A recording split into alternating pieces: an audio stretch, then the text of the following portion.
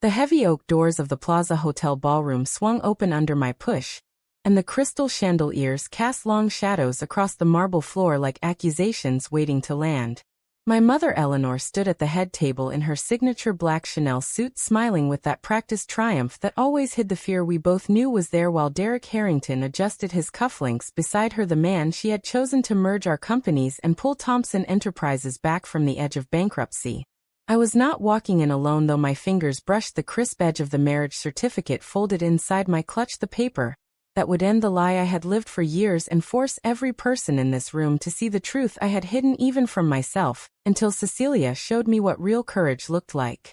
The room hummed with the low chatter of New York's elite executives in custom suits, their wives in designer gowns, the air thick with expensive perfume, and the faint metallic scent of desperation no one wanted to name.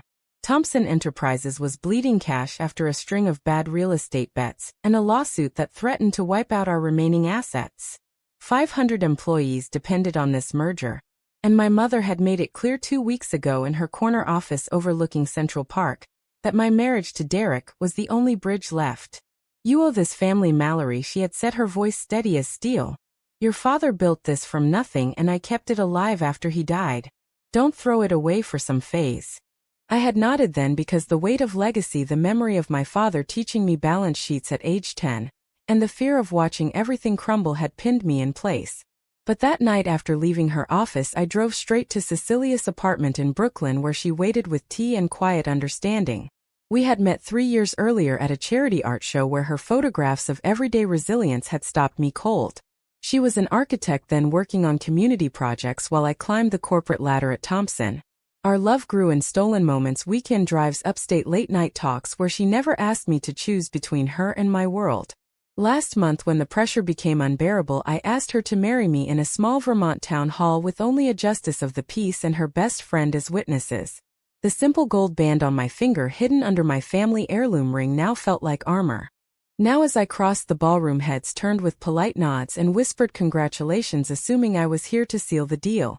Derek spotted me and waved his smile, eager and oblivious. My mother glided over, linking her arm with mine in a grip that felt like chains. "Darling, Richard is ready to announce after dinner," she murmured. "This saves us all."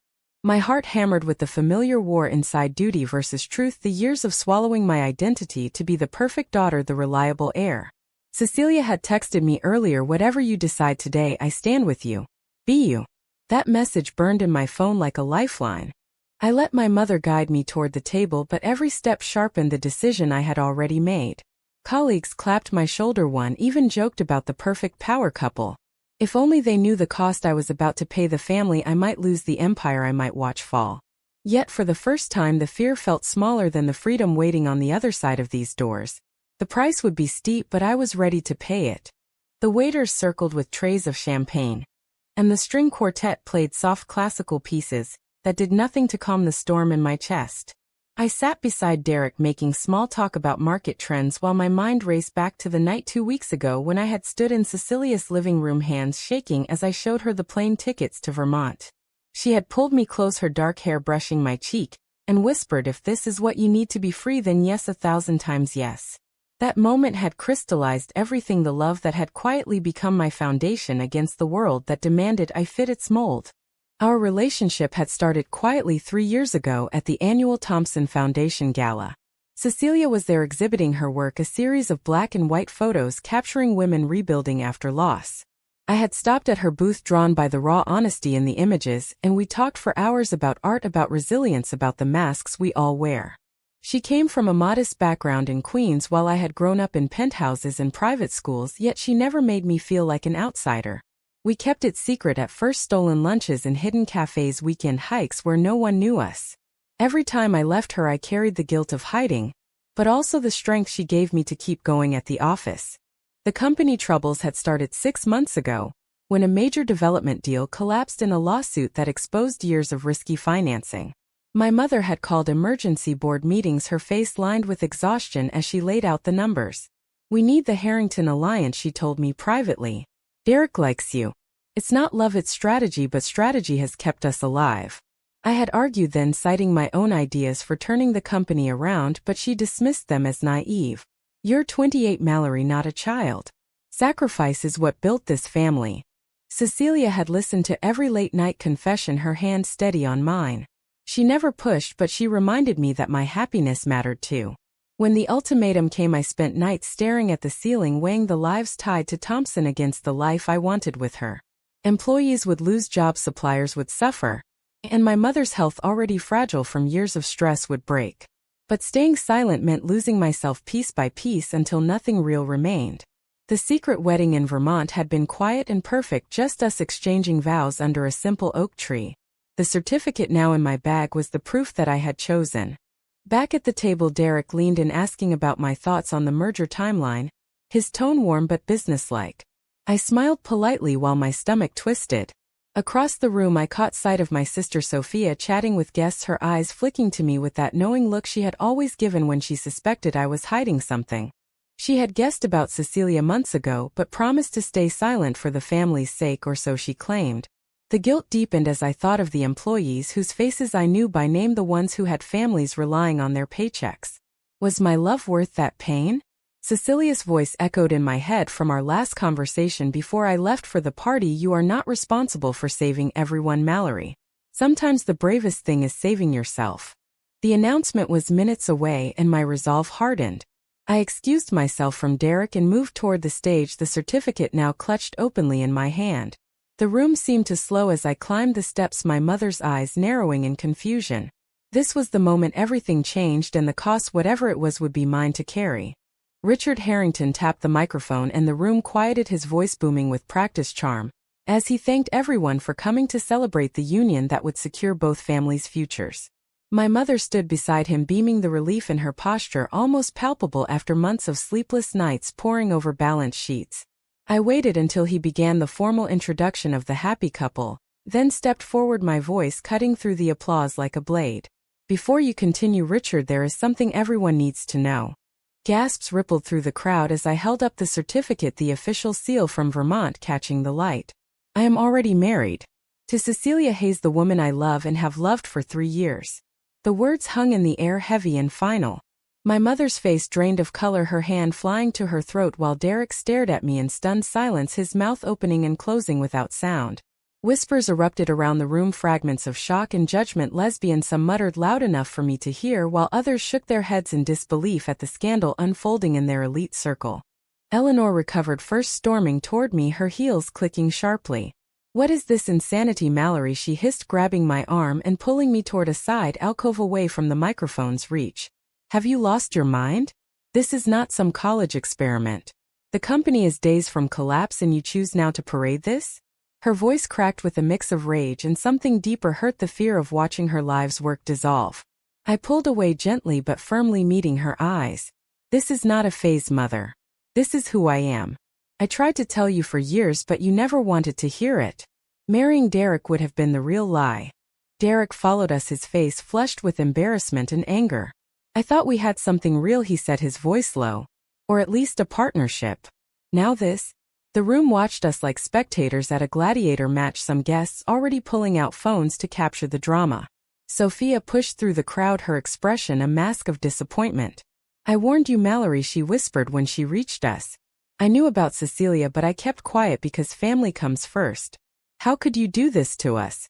Her words stung deeper than my mother's, the betrayal of my own sister choosing sides so quickly.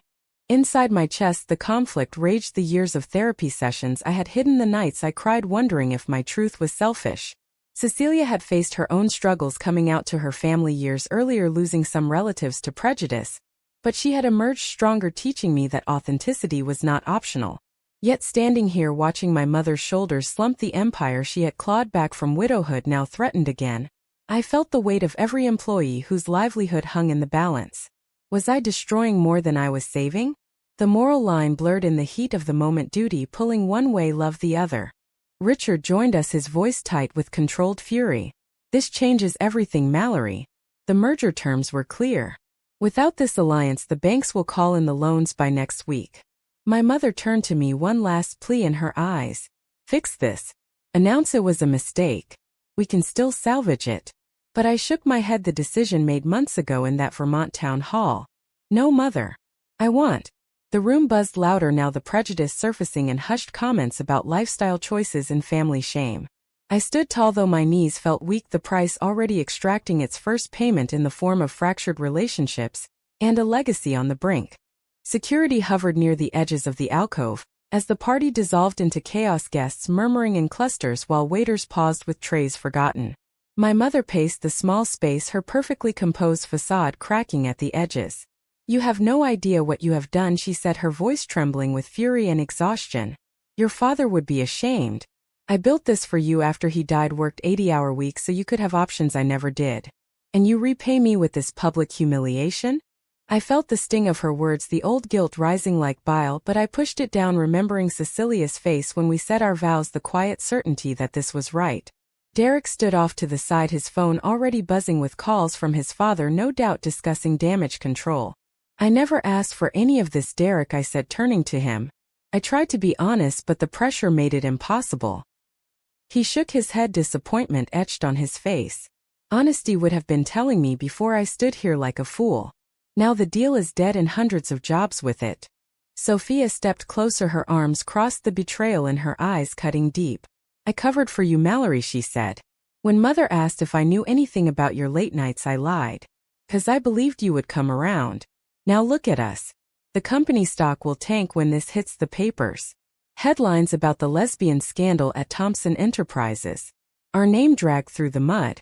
Her words landed like blows, the societal prejudice I had feared for years now real and immediate. I had seen it in subtle ways before, the sidelong glances at events, the careful way colleagues avoided personal questions. Now it was open. In the midst of the storm, my phone vibrated with a text from Cecilia. "I am outside when you are ready. No pressure." That simple message grounded me, reminding me of the woman who had sacrificed her own visibility to protect me for 3 years, delaying public announcements about her work to keep our secret safe. The moral dilemma tore at me. Was my right to love worth the pain rippling outward to employees who had nothing to do with my choices? My mother's health now visibly shaken, the family bonds fraying beyond repair? Yet backing down now would mean erasing the person I had become with Cecilia, the version of me that finally breathed freely.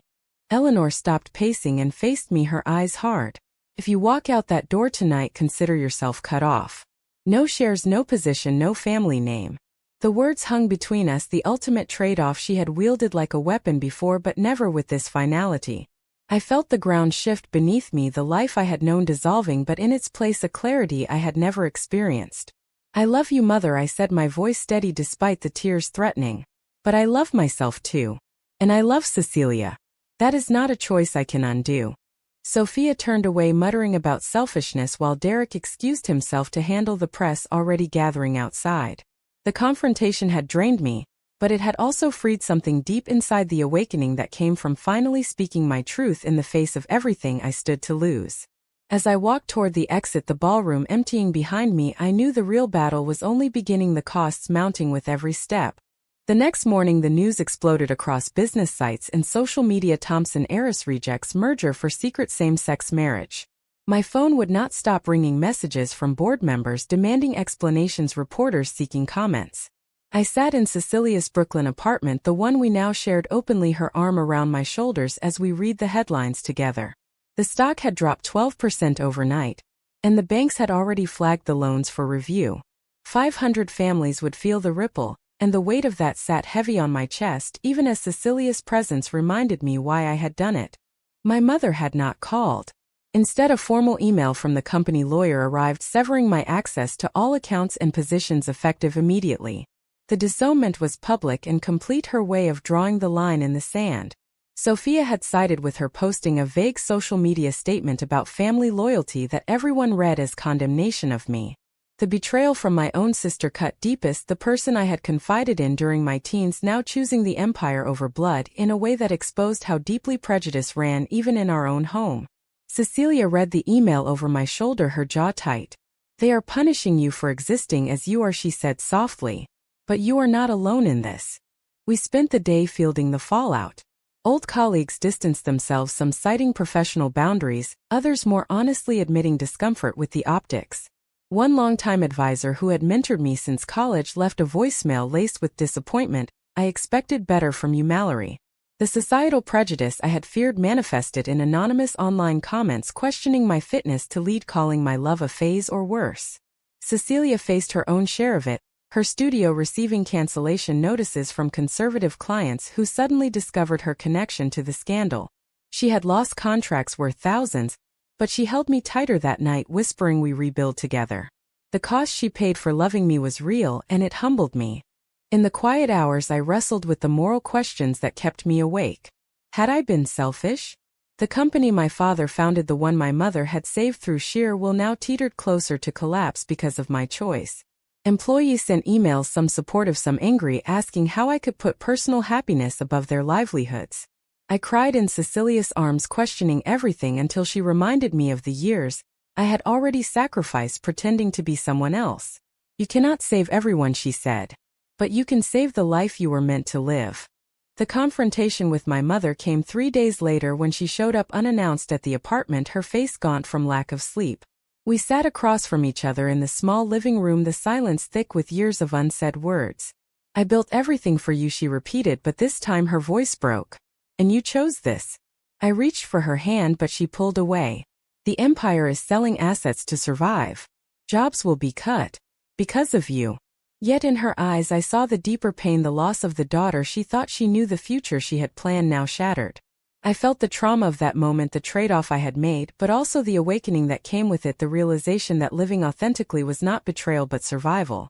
Cecilia stayed in the other room, giving us space, but her presence in the home we had made together anchored me.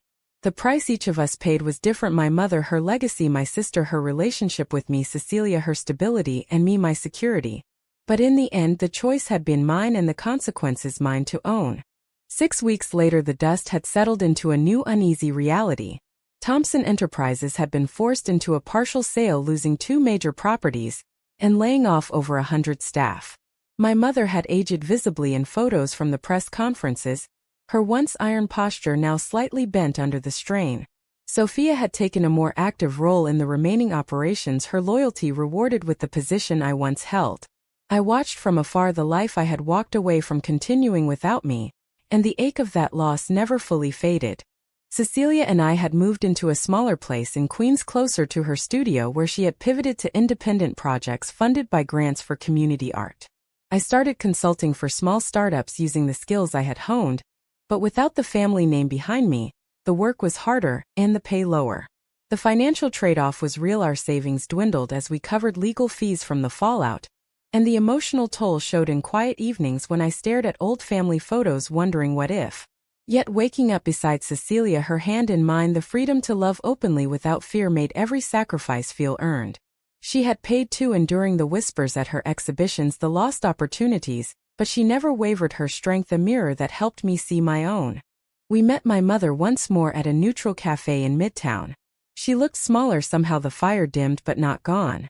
The company survived, she said over coffee, but it is not the same. I nodded, understanding the cost she had paid: her health, her pride, her vision of family. I am sorry for the pain I caused, I told her. But I could not live the lie anymore. She did not hug me when we parted, but she did not walk away either, a small crack in the wall that might one day widen. Sophia sent a single text weeks later: I hope it was worth it. The question lingered in my mind during long walks with Cecilia through the park, where we had first spoken openly about our future.